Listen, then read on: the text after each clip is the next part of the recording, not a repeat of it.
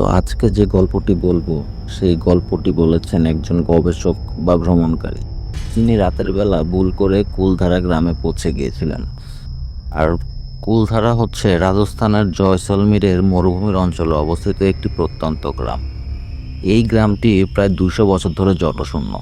লোকবিশ্বাস, এক রাতে গ্রামের সব মানুষ রহস্যজনকভাবে উধাও হয়ে যায়, আর এই গ্রামটিকে অভিশাপ দিয়েছে। তো উনি আমাকে যেভাবে গল্পটি বলেছেন বা লিখে পাঠিয়েছেন, আমি সেভাবেই বলার চেষ্টা করছি। শুনুন, আমি কোনো ভূতের গল্প বলতে আসিনি। আমি আপনাদের বলতে এসেছি একটি রাতের কথা, যখন আমি রাজস্থানের কুলধারা গ্রামে ঢুকেছিলাম। দিনের বেলা এই গ্রাম কেবল ইতিহাসের কৌতূহলের জায়গা, কিন্তু রাত এখানে অন্য এক খেলা খেলে। ঘড়িতে তখন রাত প্রায় 11:30। জয়সলমীর থেকে অনেক দূর। ভুল পথে চলে এসে আমি পৌঁছালাম কুলধারার এক ভাঙা ফটকের সামনে। চারদিকে কেবল বালি আর পুরনো ভাঙা মাটির বাড়ি। গ্রামের প্রতিটা ঘর যেন একই রাতে কেউ ছেড়ে চলে গেছে। ঘরের ভেতর বাসনপত্র, আলমারি, খেলনা সব রয়ে গেছে। গ্রামের এক পুরনো চৌরাস্তায় এসে মনে হলো যেন কেউ আমাকে দেখছে।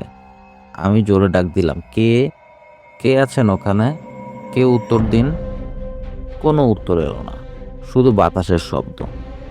আমি একটা বাড়ির মধ্যে ঢুকলাম। ভাঙা দেওয়া, পুরনো একটি মাটির সিন্দুক। সিন্দুক খুলতেই আমার হাতে এলো একটি মখমলের থলি। থলির ভেতরের একটা অপূর্ব পান্নার হার। হঠাৎ আমার কানে এলো এক মহিলার চাপা কণ্ঠস্বর। মনে হলো যেন মাটি ফুঁড়ে উঠে আসছে।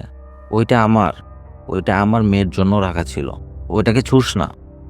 আমি চমকে উঠলাম। হাতটা রেখে দ্রুত পেছনে ফিরতে গিয়ে দেয়ালের একটা পুরনো চিত্র দেখলাম। ছবিতে গ্রামের প্রধান, তার সুন্দরী মেয়ে এবং একজন অত্যাচারী দেওয়ান সালিম সিং। ইতিহাস বলে এই দেওয়ানি জোর করে প্রধানের মেয়েকে বিয়ে করতে চেয়েছিলেন, আর তা না হয় গ্রামবাসীর ওপর অত্যাচার শুরু করে। আমি বুঝলাম এই হার প্রধানের মেয়ের, আর গ্রামের মানুষ দেওয়ানের অত্যাচার থেকে বাঁচতে এক রাতে গ্রাম থেকে চলে গিয়েছিল। কিন্তু যাওয়ার আগে তারা অভিশাপ দিয়েছিল, এই গ্রামে যেন লোভ নিয়ে প্রবেশ করবে সে আর কোনোদিন আলোর মুখ দেখতে পারবে না। আমি দ্রুত হারটা নিয়ে বাইরে আসার চেষ্টা করলাম। ঠিক তখনই একটা ভাঙা মন্দিরের ছাদ থেকে একটা বিকৃতি হাসি ভেসে আসলো। সেই হাসি যা প্রচণ্ড ক্ষমতা এবং অহংকারে মেশানো। আসুন, গ্রাম তো আমার হাতেই ফাঁকা হয়েছে। সাহস করে সে অভিশাপ ভাঙার চেষ্টা করছেন নাকি? আমি দৌড়ালাম। মনে হলো যেন আমার ঠিক পেছনে কেউ আসছে, কিন্তু ফিরে তাকালাম। আমার পায়ের বালিগুলো যেন জ্যান্ত হয়ে আমাকে টেনে ধরার চেষ্টা করছে। আমি স্পষ্ট অনুভব করলাম আমার কাঁধে ঠান্ডা হাত রেখেছে কেউ। হাতটা মানুষের নয়, যেন শুকিয়ে যাওয়া বালির মতো। আমার কানের কাছে আবার সেই মহিলা চাপা স্বর, হাতটা ফেলে দাও, লোভ মানুষকে বাঁচায় না, তুমিও মরবে।